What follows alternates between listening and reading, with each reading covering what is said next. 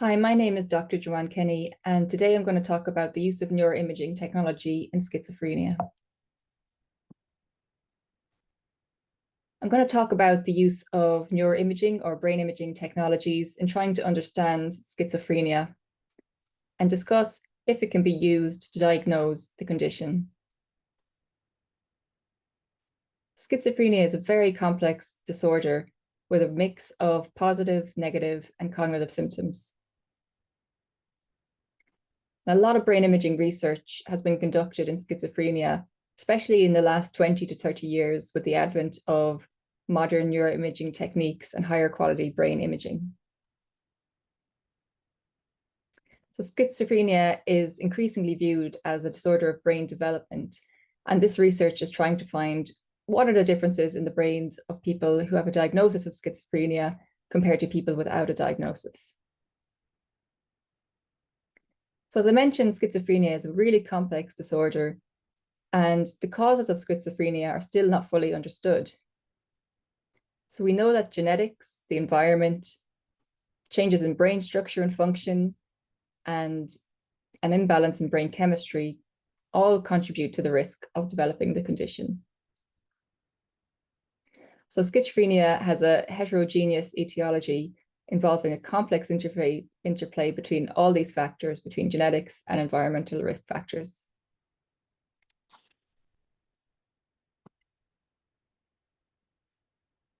So when we talk about if neuroimaging can be used to diagnose schizophrenia, an interesting analogy to look at is if we compare diagnosing in general medicine to a psychiatrist making a diagnosis in psychiatric conditions or schizophrenia. And if we look at this analogy, we can see we're still quite a long way off from using neuroimaging to diagnose psychiatric conditions. So if a doctor suspects that a patient has a broken bone, they typically take an X-ray to be sure of the problem, so to confirm that they do have, in fact, a broken bone. But in treating mental health issues, doctors typically don't take a picture of the brain. So they diagnose the condition based on the clinical presentation of the symptoms.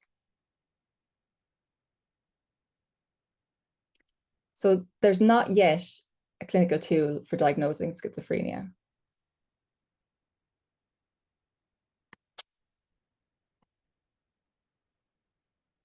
And this is a really good graphic for understanding this concept of reverse inference.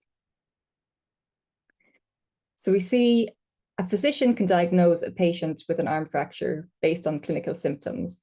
So based on their physical symptoms, they can make this diagnosis. And then in return, the radiologist can confirm the diagnosis by showing this fracture on an X-ray. However, the psychiatrist can diagnose schizophrenia or other psychiatric conditions based on the clinical symptoms, doing clinical interviews, surveys, questionnaires. But the psychiatrist is unable to deduce the clinical presentation on an MRI scan. So a radiologist is unable to diagnose a person with a diagnosis of schizophrenia based on the MRI findings. So this is because it lacks, the disorder lacks visible pathology in MRI scans. So it's not to say that there aren't differences in the brains of people with schizophrenia compared to people without schizophrenia, but they're generally more subtle and spread throughout the brain, and they're not visibly viewed on an MRI scan. So there isn't a clinical tool for diagnosing schizophrenia just yet. And specific markers and biomarkers that could be used to diagnose schizophrenia haven't been completely identified. That's not to say that there couldn't be. There is a lot of promise for this technology in the future, but we're just not there yet.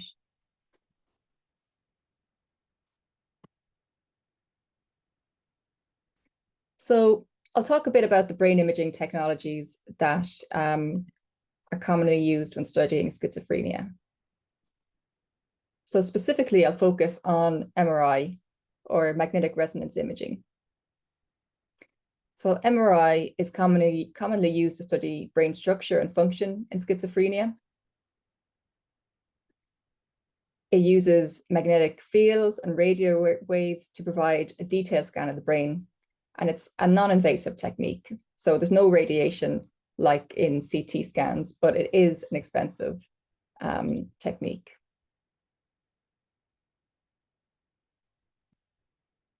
So different types of scans that we can have are structural magnetic resonance imaging, and that examines the neuroanatomy and pathology of the brain. And with structural MRI scans, we can study the gray matter structures and the white matter regions of the brain. Another type of MRI is functional MRI, and that examines brain activity. So it evaluates the blood flow in the brain, called the blood oxygenated level dependent contrast technique. So this is used in studies of schizophrenia where they want to examine brain activity when the person is doing a particular task.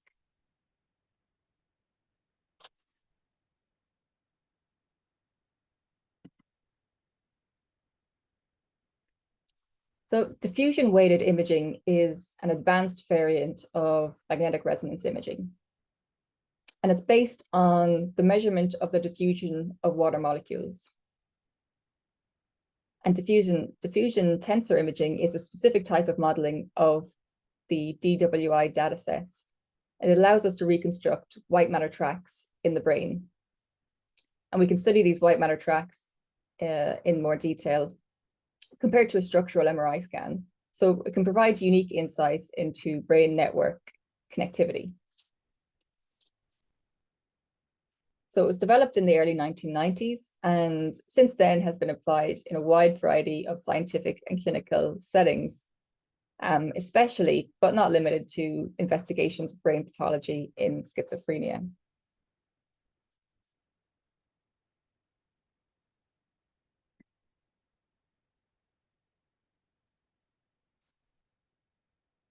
So what exactly are the brain changes that have been identified in schizophrenia? So what has neuroimaging research revealed as the main differences in the brains of people with a diagnosis of schizophrenia? So a very commonly reported difference is enlarged ventricles. So brain ventricles are among the most studied structures in psychotic conditions. But the mechanisms that lead to ventricular enlargements is mostly unknown. And this finding of enlarged ventricles is one of the most reproducible findings in schizophrenia. One thing to note is that these findings are based on group averages, and historically the sample sizes haven't been too large. So not every person who has a diagnosis of schizophrenia will have enlarged ventricles. And there's a lot of overlap with normal variation in the size of the ventricles.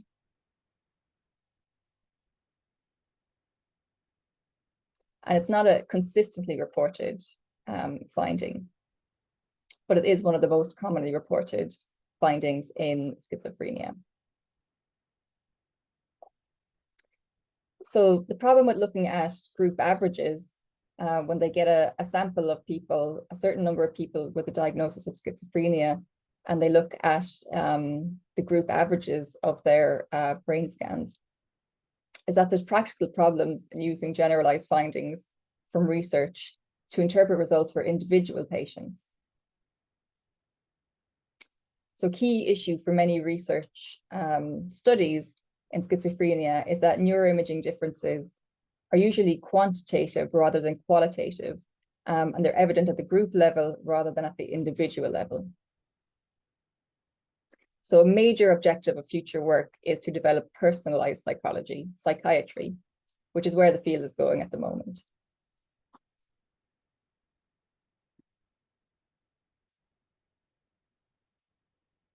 So the ENIGMA Consortium, which is the Enhancing Neuroimaging Genetics Through Meta-Analysis Consortium, is a worldwide collaboration. It includes 1,400 plus researchers from 43 countries around the world. And they seek greater power to identify changes in the brain in numerous psychiatric and neurological conditions, including schizophrenia. So these studies include large number of sample size. So this study from Van Erp in 2018 had a sample size of over 4,000 individuals with schizophrenia and 5,000 healthy controls from 39 centers worldwide. And from their findings, they found that individuals with schizophrenia had widespread thinner cortex and smaller surface area. But the largest effect for both was in the frontal and temporal lobes.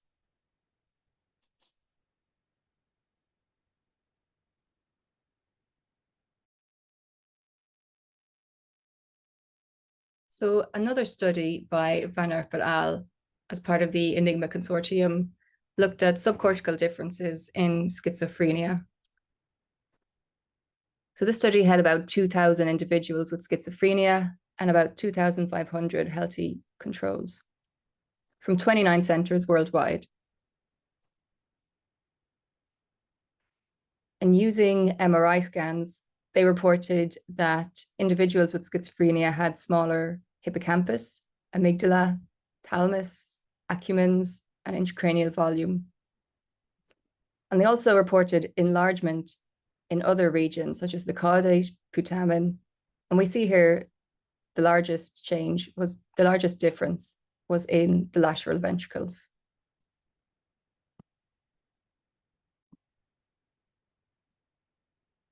Another study from the ENIGMA consortium by Kelly et al. Looked specifically at white matter differences in schizophrenia. And they looked at 1,900 individuals with schizophrenia and 2,300 healthy controls from 15 centers worldwide. And they found significant reductions in fractional anisotropy. FA is a metric of a measure of microstructural organization in white matter tracts in the brain. And they found significant reductions in this measure in individuals with schizophrenia that were widespread throughout the brain. So it was detected in 20 of the 25 regions of interest.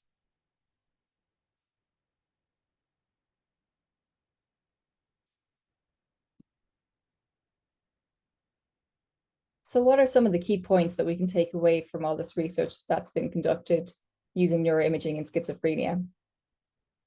So neuroimaging studies have shown substantive evidence of brain structural, functional, and neurochemical changes in schizophrenia. So it's consistent with the neurodevelopmental model of illness.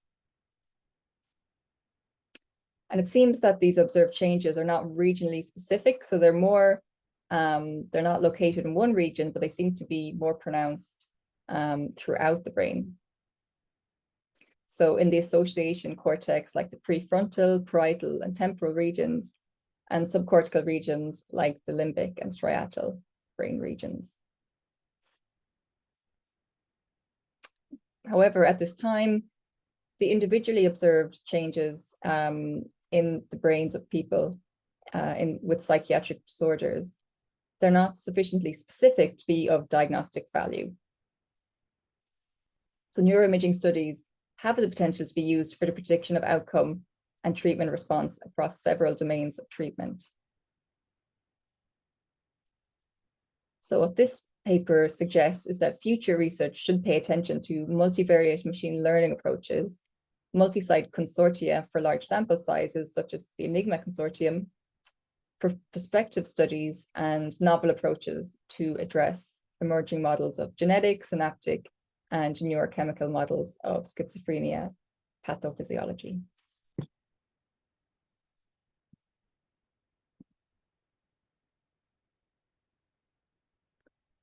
So as I touched on in the last slide, the use of artificial intelligence like machine learning for precision psychiatry is a really important topic at the moment. So this can help us translate complex patterns in big data or large amounts of data into clinical relevance in psychiatric conditions. So basically, it would help us to use algorithms to predict who will develop a psychotic disorder. And it can provide patient-level predictive analysis. So unlike looking at group averages, it has more of an individual predictive capability.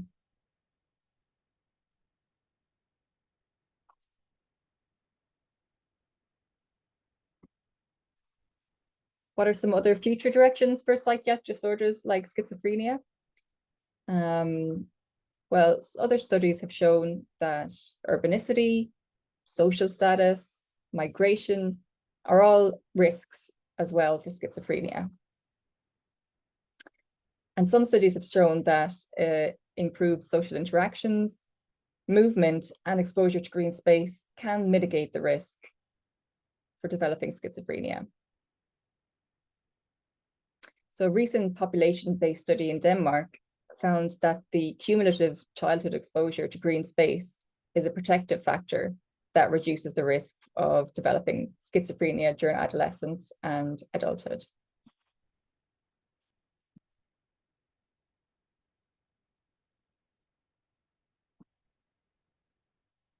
So if you'd like to read more about the research that I presented in this short lecture, you can find the references here.